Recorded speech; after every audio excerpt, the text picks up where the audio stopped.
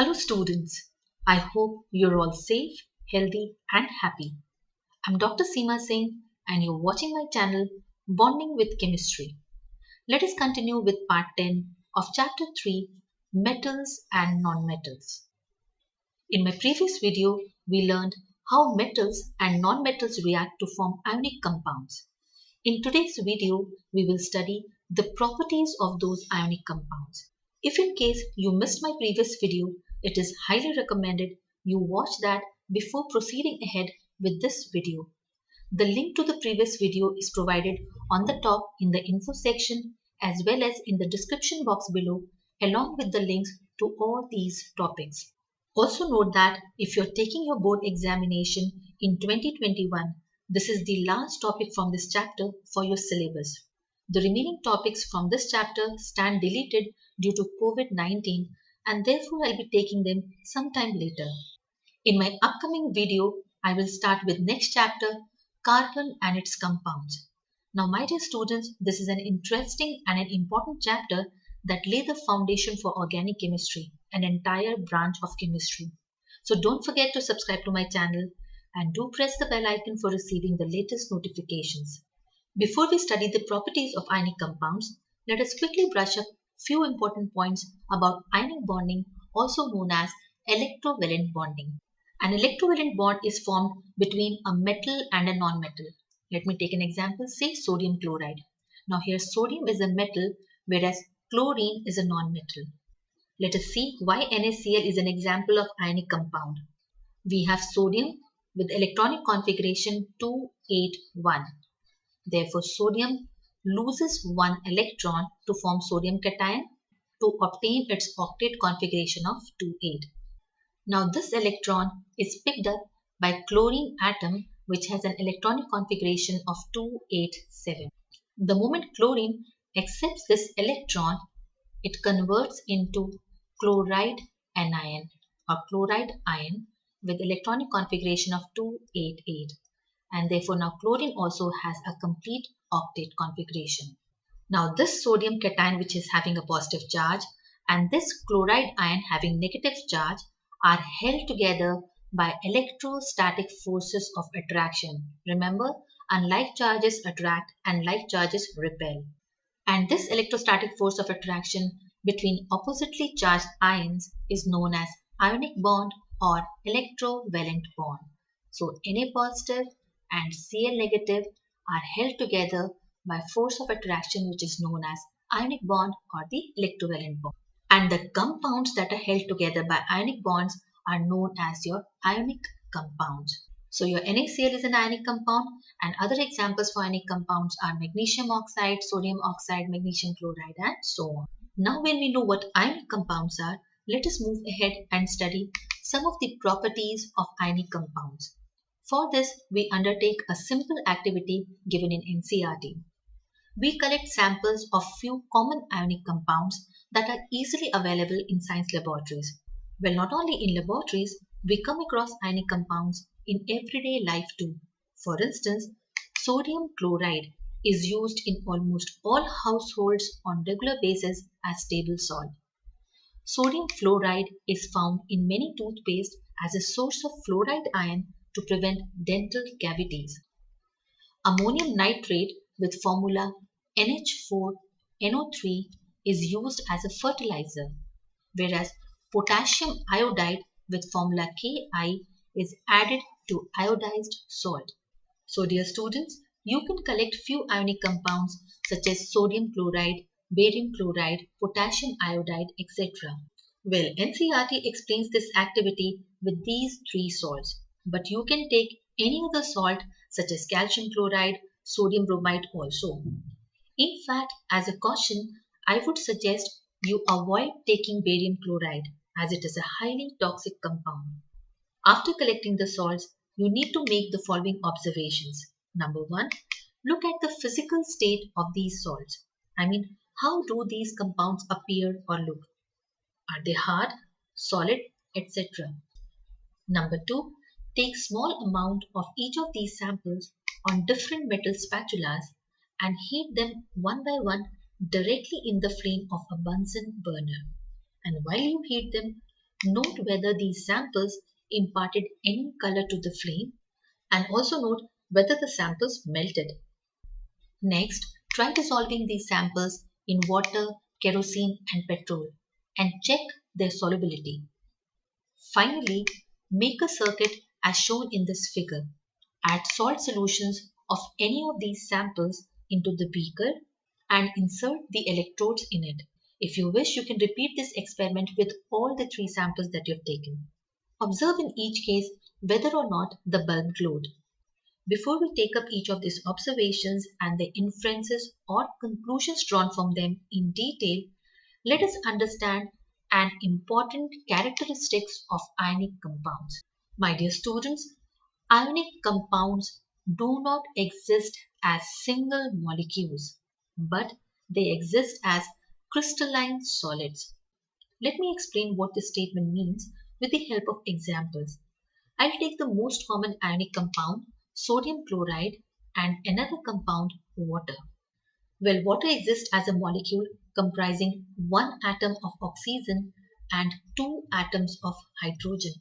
So this is a discrete water molecule, a separate molecule of water, one molecule of water. But we cannot say the same thing about sodium chloride. When I say sodium chloride, it does not contain simply one ion of sodium and one ion of chlorine, but thousands of sodium and chloride ion. Now this sodium ion, due to uniform electric field, now about electric field you're going to learn later in physics as well as chemistry. Right now you need to just understand that this sodium ion is going to attract not just one chloride ion, but as many negative Cl minus ion as it can. And same is true for this chloride ion. It is going to attract as many positive sodium ion as it can. As a consequence, these ions are arranged in a regular three-dimensional arrangement known as lattice or crystal lattice, as you can see in this figure. This is the crystal lattice of sodium chloride. Here, the bigger sphere represents the chloride ion, whereas the smaller purple sphere represents sodium ion. So you cannot see one discrete Na positive and Cl negative.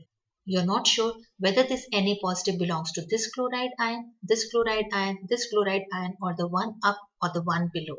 It is an extended three-dimensional systematic arrangement of ions. Don't worry, my dear students, you do not have to learn any of these. It is only for your additional knowledge to make you aware or give you a general idea of crystalline nature of ionic compounds. You will be studying about crystal lattice, their types, etc. as a complete chapter in higher classes.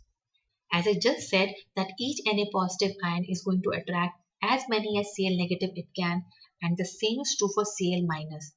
In case of sodium chloride, each sodium ion is surrounded by 6 chloride ions and vice versa. Well, let me show you that. This is again one of the representation for crystal structure of NaCl. Don't worry student, I'm writing on the slide. This is only for your additional knowledge for understanding of the fact that sodium chloride does not exist as molecule but as a crystal lattice. Now the purple sphere represents sodium ion, whereas the green larger sphere represents the chloride ion. If I just take this portion, each Na positive, the plus sign represents sodium ion, is surrounded by 6 chloride ions. Now you might say that there are only 4.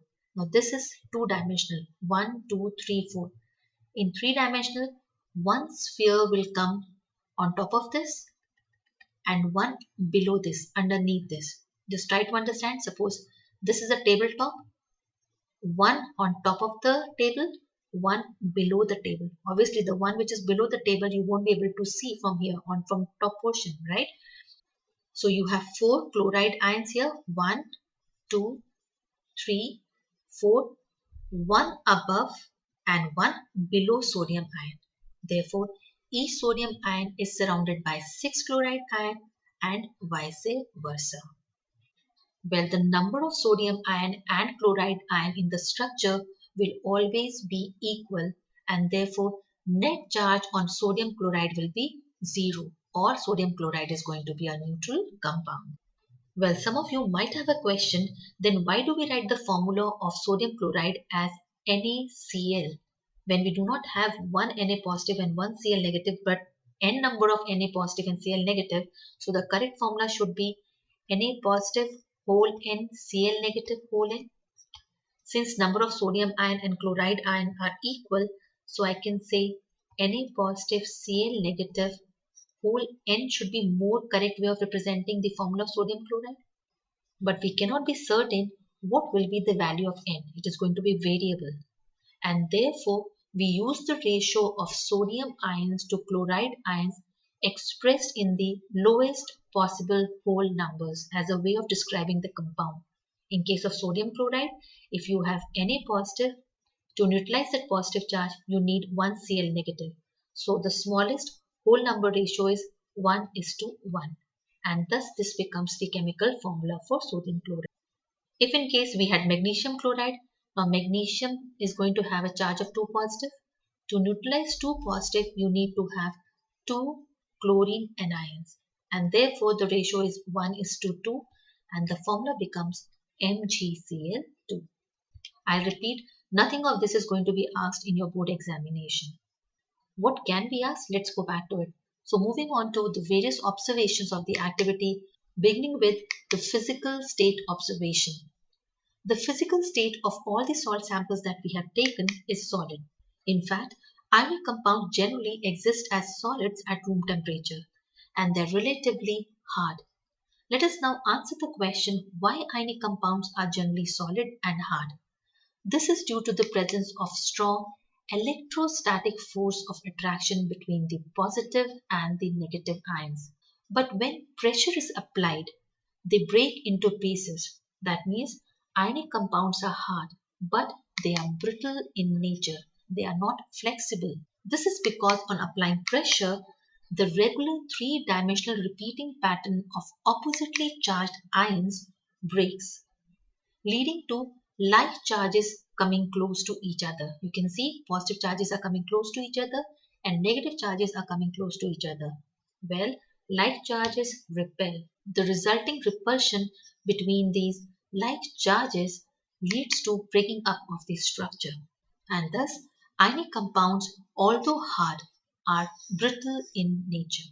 The next observation is what happens when the salt samples were directly heated in the flame of a Bunsen burner. You will observe that the salt samples imparted characteristic colors to the flame.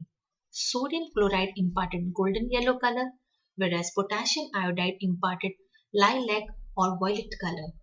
Barium chloride gave pale green or apple green color to the flame. If in case you take calcium chloride, it is going to impart brick red or orangish red color to the flame of the Bunsen burner. We will also observe that the compound after prolonged heating in the non-luminous or the hottest region of the Bunsen burner flame does start melting, but you might not be able to see them melt completely. This suggests that ionic compounds have high melting and boiling points. This is true as seen in this table, which provides the melting point and boiling points of some of the ionic compounds. These are the 3 ionic compounds that we have taken for this activity.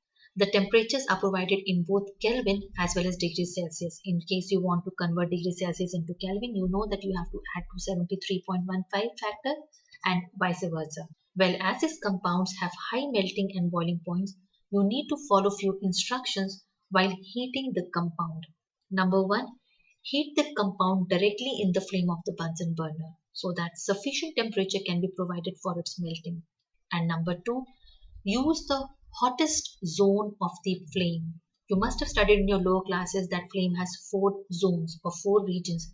Well, the hottest part of the Bunsen flame, the outermost region, reaches about 1500 degrees Celsius, which is just sufficient to melt some of the ionic compounds mentioned in this list. My dear students, you don't have to learn the melting point and boiling point of these ionic compounds, although this table is provided in NCERT. This is only for understanding purpose to become aware of the fact that ionic compounds have high melting and boiling points. Let us now understand the reason why ionic compounds have high melting and boiling points.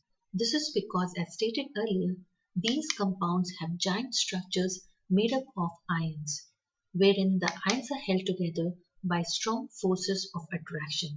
Now, to break these bonds or overcome the forces of attraction, a considerable amount of energy is required, and thus they possess high melting and boiling points. Moving on to the next observation about the solubility of ionic compound.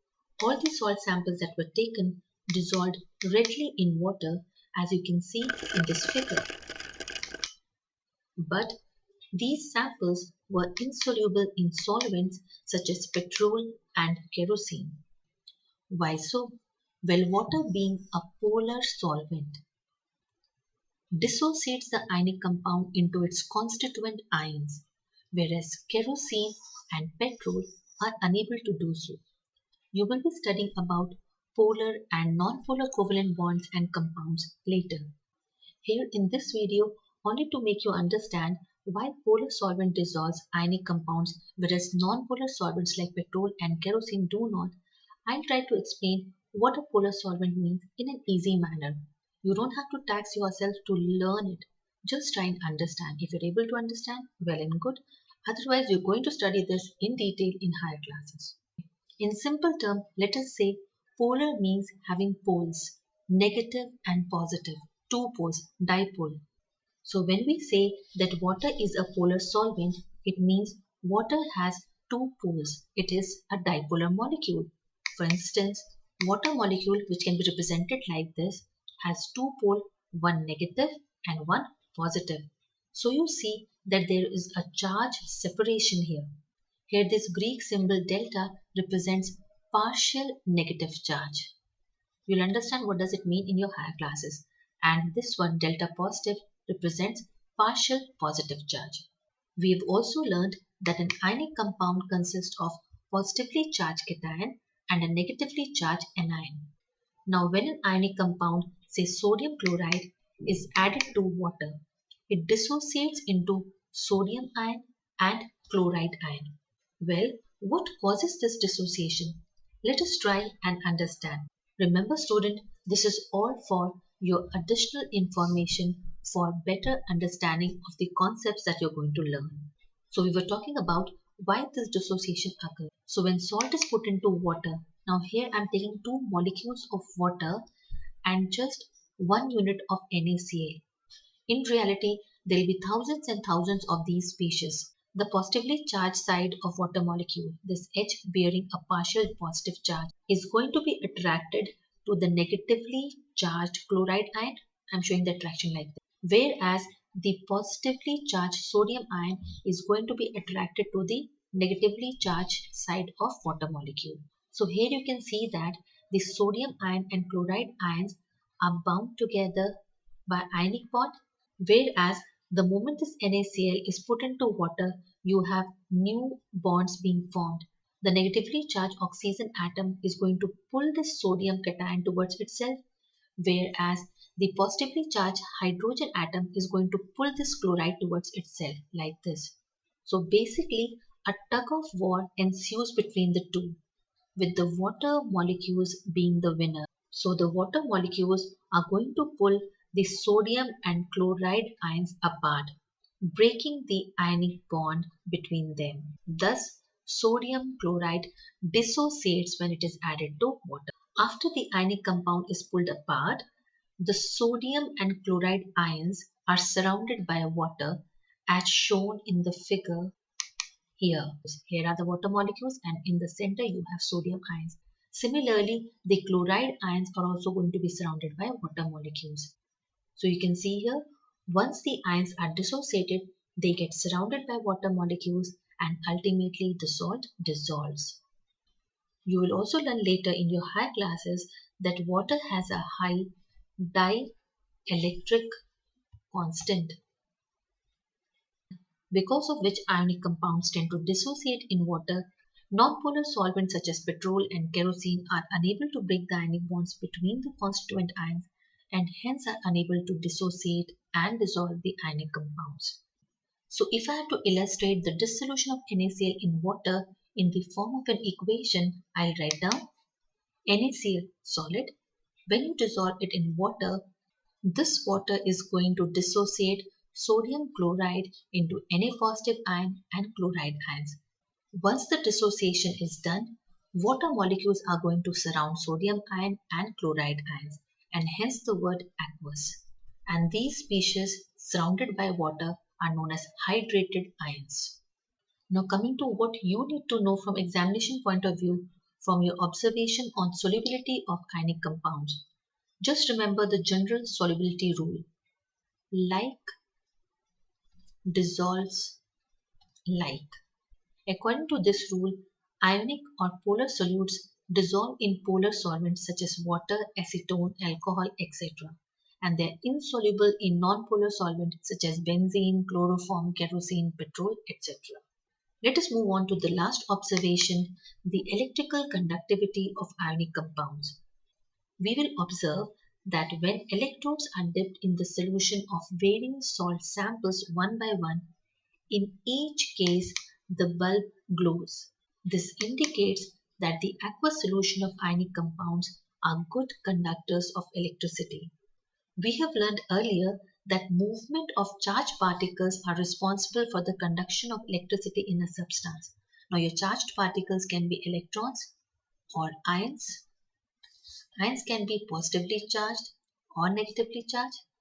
Now movement of these charged particles is responsible for the conduction of electricity in a substance.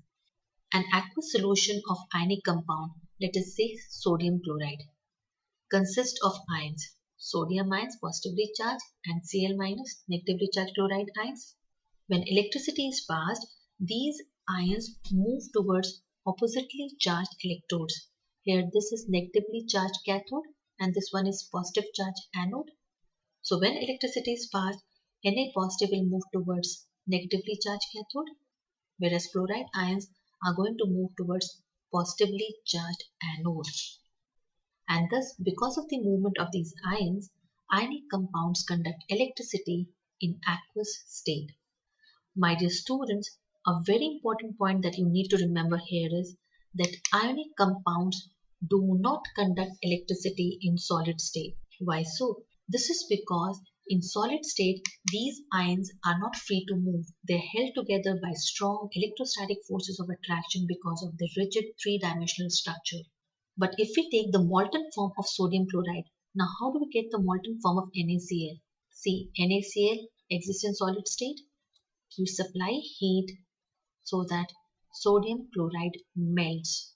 So you will have the liquid form or the molten form of sodium chloride. When you have sodium chloride in the liquid form or the molten form, then the electrostatic forces of attraction weakens, they are overcome due to heat, and hence the ions become now free to move and conduct electricity. So if it is asked in general, can ionic compounds conduct electricity? Well, it depends on the physical state they are in. Ionic compounds do not conduct electricity in solid state, whereas in molten state or aqueous state, they are good conductors of electricity. Well, you might have a question that metals, just like ionic compounds, exist mostly in solid state. Then why most of the metals such as silver and copper are good conductors of electricity, whereas ionic compounds are not? The answer lies in their respective charge carriers. Metals are conducting due to the presence of electrons which can move even in solid state, whereas solid ionic compounds are unable to conduct electricity as the ions are not free to move because of strong electrostatic forces of attraction. Let us quickly summarize the various properties of ionic compounds. Ionic compounds are generally solid in nature and they do not exist as molecules, they exist as crystals. They are hard but brittle. Ionic compounds have high melting and boiling points because of strong electrostatic forces of attraction between the constituent ions. They are good conductors in aqueous and molten state and they do not conduct electricity in solid states. They are soluble in polar solvents but insoluble in non-polar solvents.